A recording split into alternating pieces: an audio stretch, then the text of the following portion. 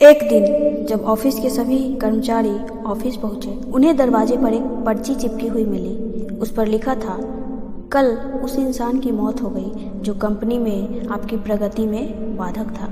उसे श्रद्धांजलि देने के लिए सेमिनार हॉल में एक सभा आयोजित की गई है। ठीक 12 बजे श्रद्धांजलि सभा में सबका उपस्थित होना अनिवार्य है। अपने एक सहकर्मी की मौत की खबर सुनकर पहले तो सभी बहुत दुखी हुए, लेकिन कुछ देर बाद उनमें यह जिज्ञासा उत्पन्न हुई कि आखिर वह कौन था जो उनकी और कंपनी के प्रगति में बाधक था। 12 बजे सेमिनार हॉल में कर्मचारियों का आना प्रारंभ हो गया। धीरे धीरे वहां इतनी भीड़ जमा हो गई कि उसे नियंत्रित करने के लिए सिक्योरिटी गार्ड की व्यवस्था करनी पड़ी। लोगों का आना लगातार जारी था।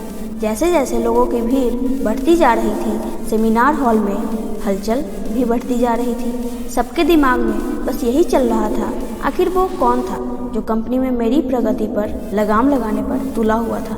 चलो, एक तरह से ये अच्छा ही है कि वह मर गया।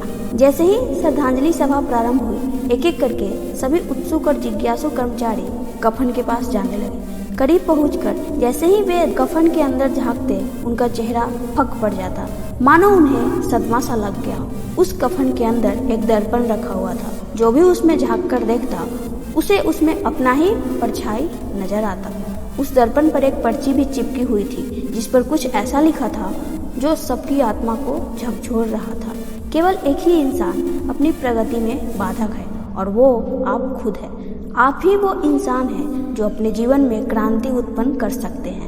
आप ही वो इंसान है जो अपनी खुशी, अपनी समझ और अपनी सफलता को प्रभावित कर सकते हैं। आप ही वो इंसान है जो अपनी खुद की मदद कर सकते हैं। आपका जीवन नहीं बदलता जब आपका बॉस बदल जाता है, आपका जीवन नहीं बदलता। जब आपके दोस्त बदल जाते हैं तो भी आपका जीवन नहीं बदलता। जब आपके पार्टनर बदल जाते हैं तो भी आपका जीवन नहीं बदलता।